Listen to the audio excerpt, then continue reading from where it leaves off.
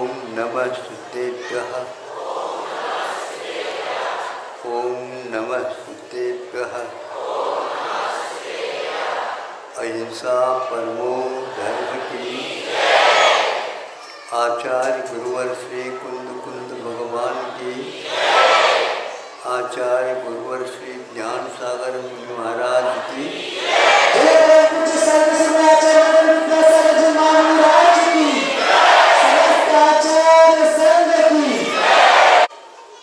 आप लोगों ने स्वतंत्रता का दुरुपयोग किया।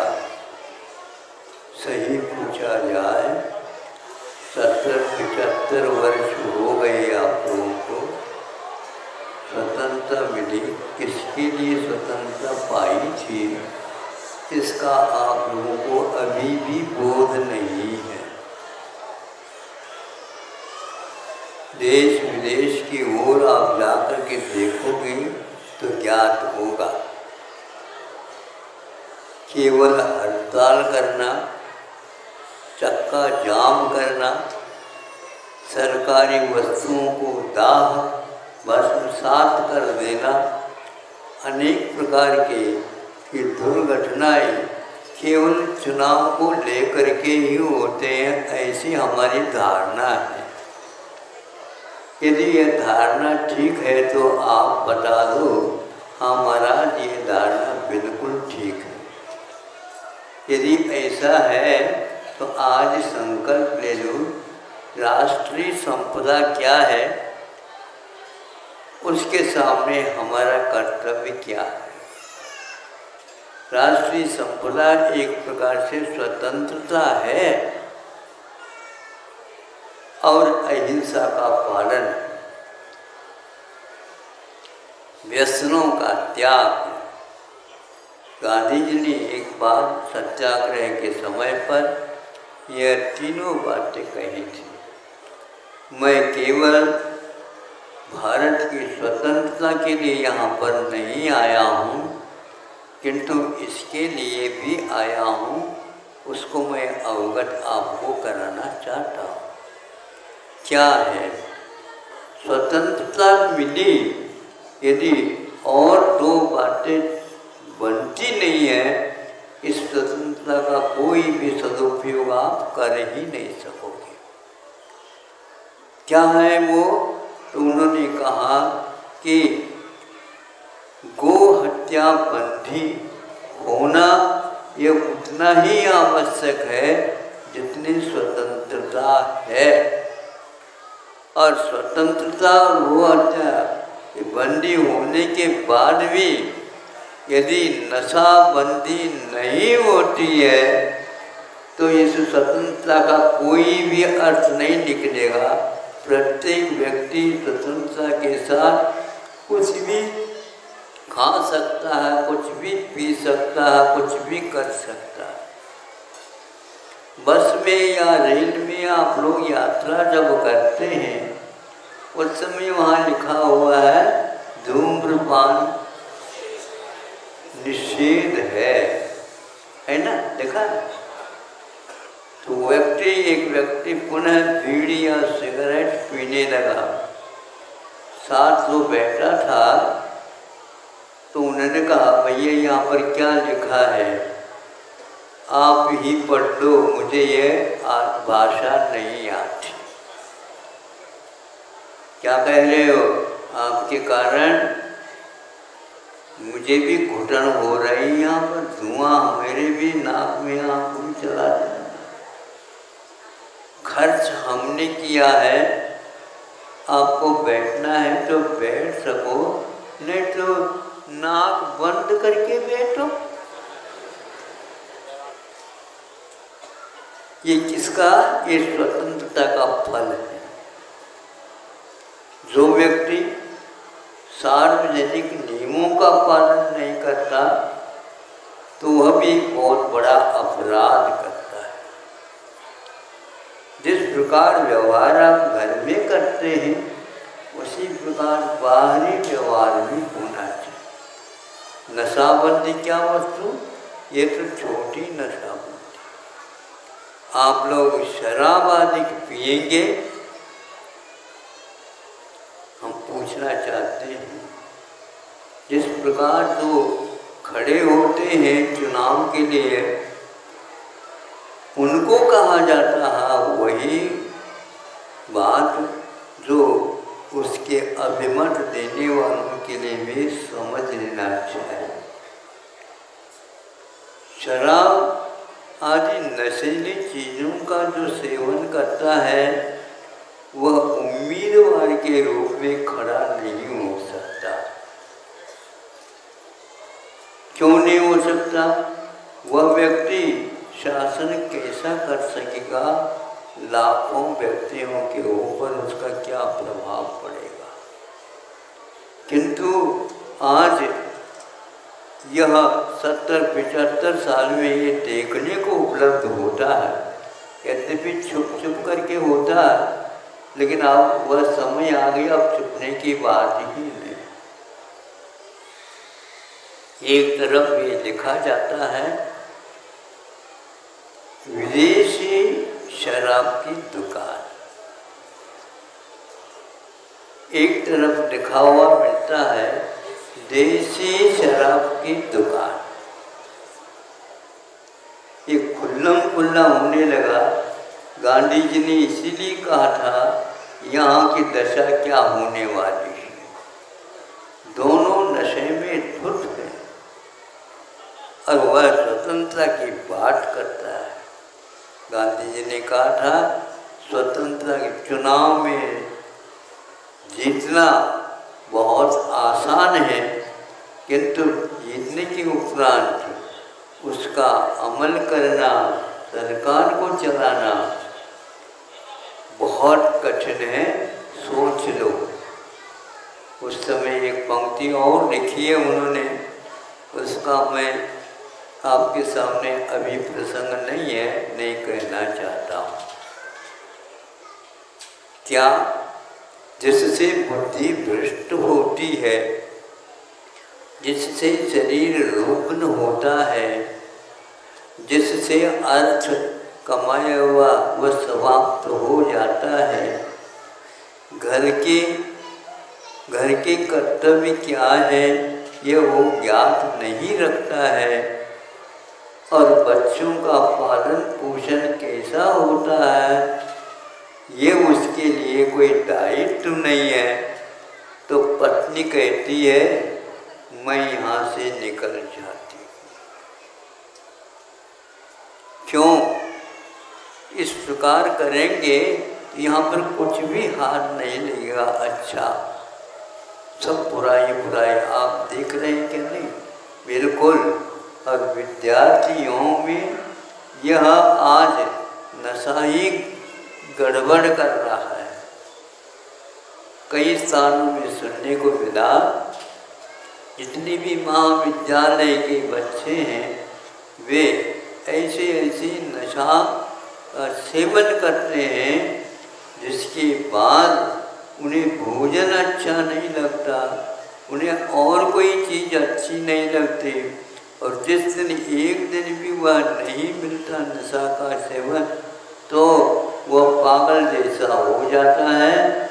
घर का न रहा है न घाट का रहा है।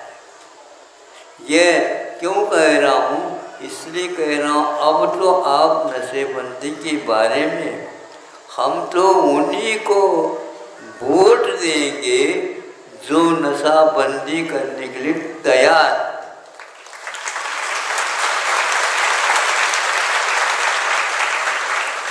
पंजाब में सबसे उन्नत प्रदेश यदि भारत का था, अब मैं नहीं मानता उसको, था, वहाँ पर ऐसी दशा है जो अमीर बच्चे हैं उनको इस नशे की लत पड़ चुकी है।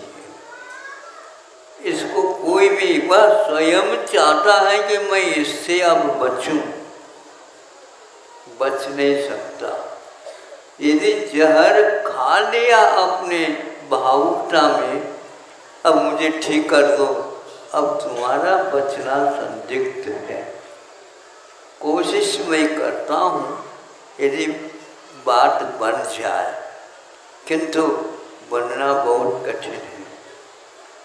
बहुत सारे ऐसी नई चीज है जो आप उससे उबर नहीं सकते, आप उससे ऊपर नहीं उठ सकते। और भयानक आज जो कैंसर आदि कहते हैं ये इतनी भी भयानक नहीं है जितनी कि यह नशा की लत पड़ जाना। घर बर्बाद हो रहे हैं, इसका कोई इलाज नहीं। करोड़ों रुपए में 1 किलो वह नशा की चीज मिलती है बताते हैं।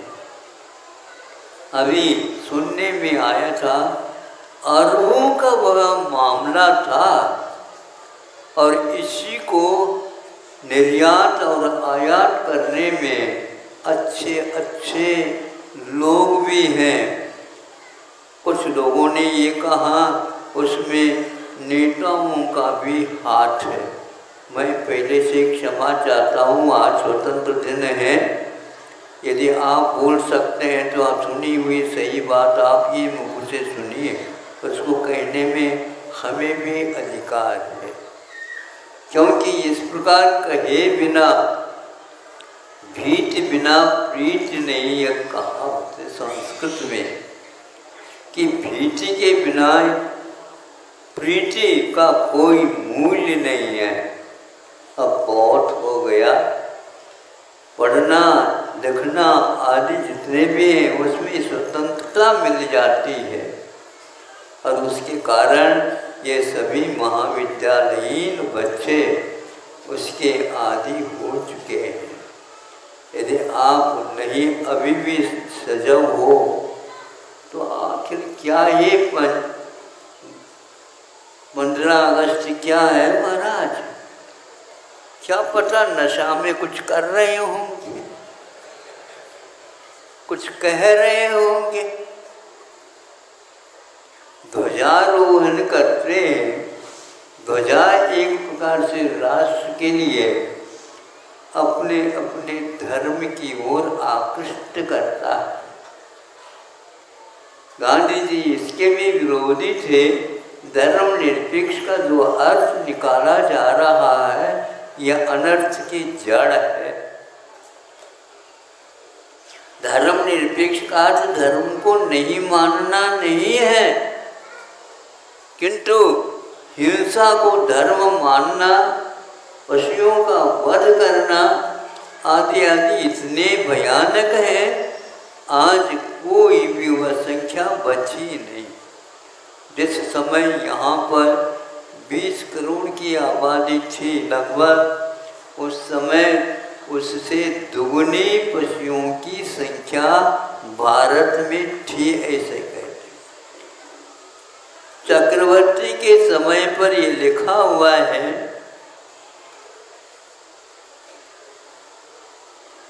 3 करोड़ गाय नहीं, 3 करोड़ गौशालाएं थी।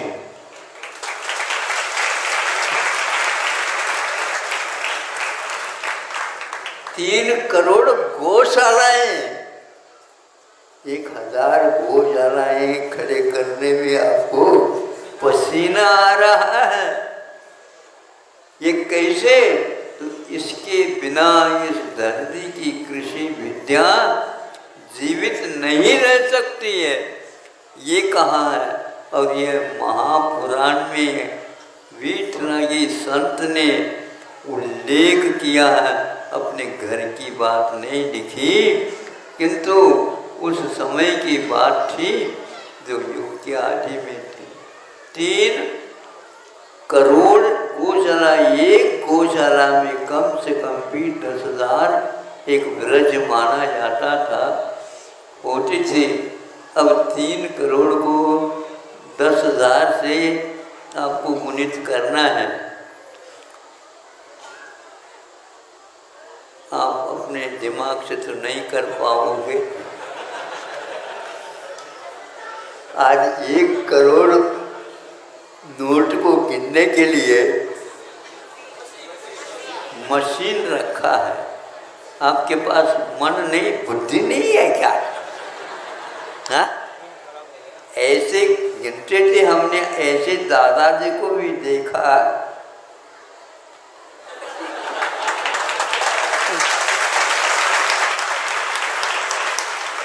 अब इधर उधर भी देखते थे वो, और ये करता था।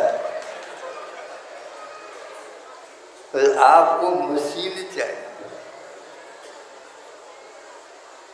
ये सब क्या हो रहा है? स्मृति भी चली गई है।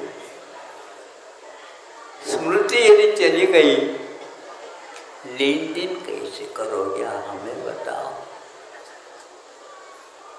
देने को तो लेओगे आप, और लेने को देओगे, कैसा चलेगा? इसलिए गांधी जी ने ये तो प्रतिज्ञा की थी, मैं यदि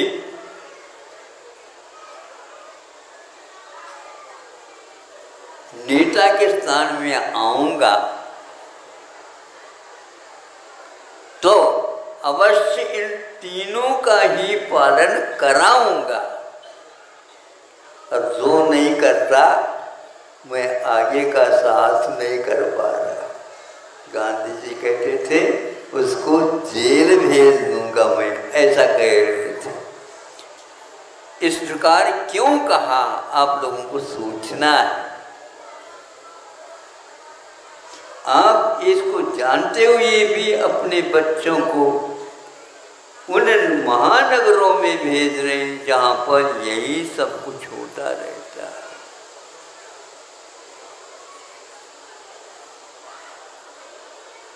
सीमा पर सीमाओं से क्या आ रहा है आप लोगों को मालूम नहीं, और उसको बंद कर नहीं सकते। जो बंद करने के लिए आगे आएंगे उनको भी वही पिला देते हैं, वही खिला देते हैं, और वो भी उसी लत में आ जाते हैं। अच्छा नहीं लग रहा स्वतंत्रता और ये बातें हो रही हैं। इसलिए आप अहिंसा के विषय में सोचिए। आज वह विदेशी औषधियाँ आ रही हैं जो एक प्रकार से आपकी धरती के लिए और फसल के लिए अभिशाप है। आज प्रधानमंत्री महोदय ने कहा बताते हैं, यहाँ पर जैविक खेती, इसको क्या बोलते हैं आप लोग? हाँ, ऑर्गेनिक, वो इंग्लिश भाषा में है। हाँ, इसको यूँ कह दो, भारतीय कृषि विज्ञान के बारे में उन्होंने बात कही है, जो आज की नए पहले की बात कही है। उसके बिना यह भारत कभी भी शांति का श्वास नहीं ले सकेगा। अब उनको समझ में आ गया, इससे पहले आते तो बहुत कुछ और काम करते हैं। लेकिन आप मतदान किसको कर रहे हैं, दे रहे हैं, इसको याद करने की बात है। उन्हीं व्यक्तियों को भेजा जाता वहाँ पर, जैसे हम कहेंगे उसके अनुसार वहाँ पर बैठ करके काम करेंगे।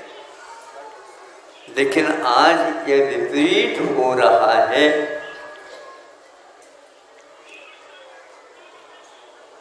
मतदान करते हैं शराब बांट करके, मतदान करते हैं नोट दे करके, और वह सपोर्ट भी करता और नोट भी लेता, और ज़्यादा कम नहीं करेगा तो सोट भी दिखाता। चुप रहो, हमने इसको खरीदा है। ये सब क्या है? ये अच्छा नहीं है। पढ़ा लिखा होता नागरिक कहलाता है। नगरों में रहने मात्र से नागरिक नहीं होता, तो गांव में रहने वाले तो अनागरिक है क्या? कोष में तो ऐसा मिलने लगा। नहीं, सबके लिए नागरिकत्व जब है तो आप नगरों में रहने वालों को ही नागरिक क्यों घोषित करते हो? लेकिन ध्यान रखो, नगरों में रहने वालों का जीवन गांव में रहने वालों के माध्यम से चल रहा है।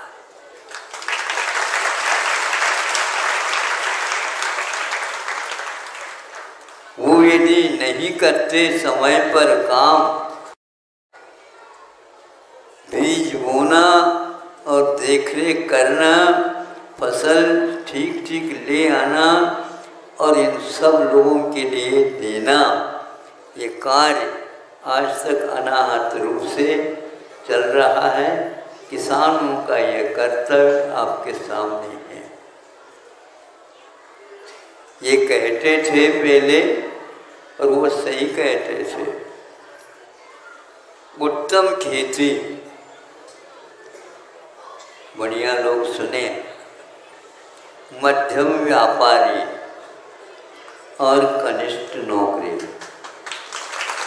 नौकरी को कनिष्ठ क्यों कहा? कनिष्ठ का मतलब वो तीसरे दर्जा में आता है।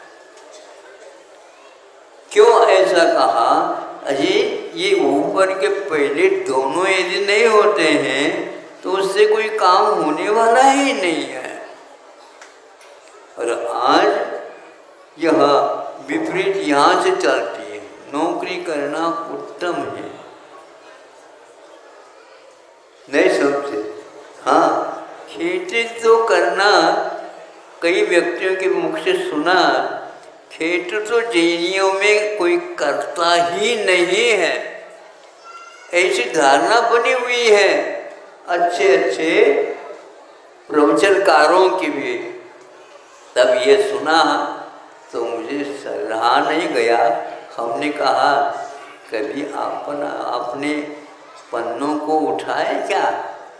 नोट के पन्नों को तो उठाते रहते हो, इसको भी पढ़ो पहले। तो फिर बाद में आकर के उन्होंने कहा महाराज इस दिशा में हमने पढ़ा, आपके कहने से 10 स्थानों में लिखा हुआ है पहले उत्तम खेती ही होती थी और यह तीर्थंकरों की वाणी है।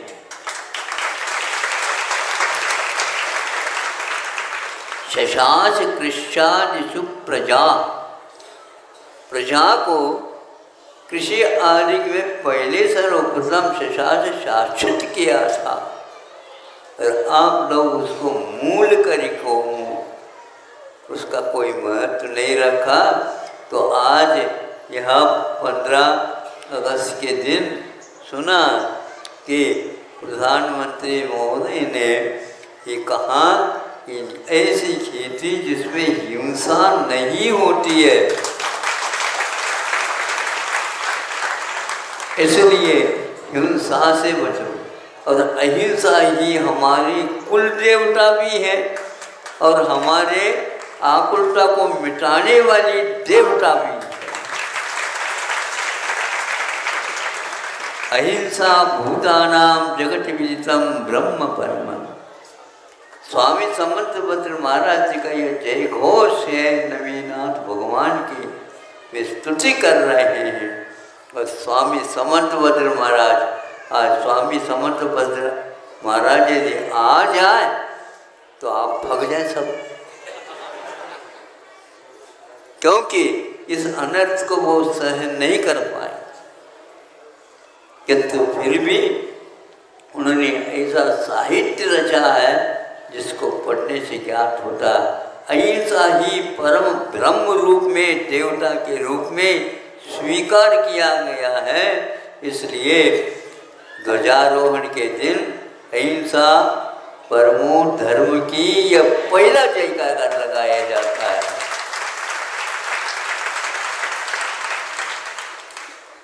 तालियां तो हमने बहुत सुन ली, अब ताली न बजा करके इन दोनों हाथों का आप ऐसा कार्य करो जिससे ये दीनहीनता भारत की मिट जाए। एक व्यक्ति ने कहा, महाराज हम लोगों को संबोधित करते हैं उसमें ऐसा कोई नारा दे दो, अच्छा नारा दे दो, मैं कहता हूँ उस नारे के बदले में आपको किनारा चाहिए क्या नहीं? बोलो। ऐसा नहीं कि धर्म से आप किनारे हो जाओ। नारा चाहते हो, सुन लो, आप भी सुनना चाहो? हाँ बिल्कुल सुनो, सावधानी से सुनो। महाराज एक नारा दे दो हमें, ताकि प्रचार प्रसार अहिंसा का भी हो जाए। तो हमने कहा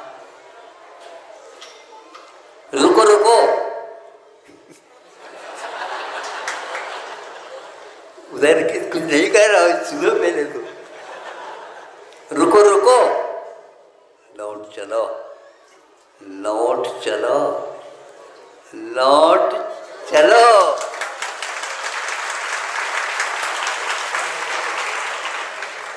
कहाँ चले गए थे? लौटने की आवश्यकता पड़ गई। लौटना बहुत कठिन होता है, लेकिन दृढ़ संकल्प ले ले, इंडिया से भारत की ओर लौट चलो।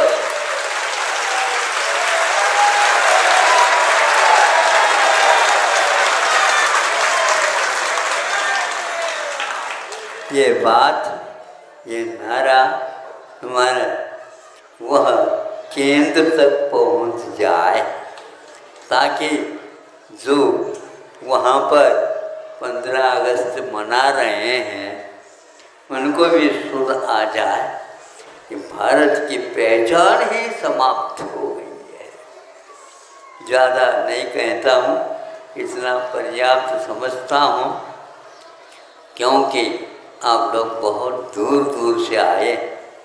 मैं पास से नहीं आया, मैं बहुत दूर से आया।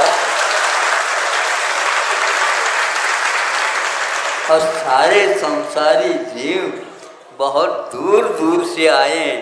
निगोर की यात्रा से यहाँ तक आई है। जनता को ऐसा कुछ मिल जाए मंत्र, जिसके द्वारा उसको भी उस ओर पुनः जाना न पड़े।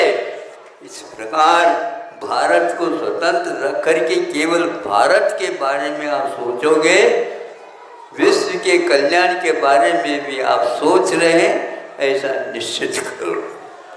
यदि भारत है तो विश्व का गुरु है, गुरु नहीं है तो विश्व क्या काम करेगा। इसलिए आप लोगों को दायित्व दिया गया है कि अच्छे कार्य करो, और अपने लिए ही नहीं करो, सबके लिए करो। अहिंसा परमो धर्म।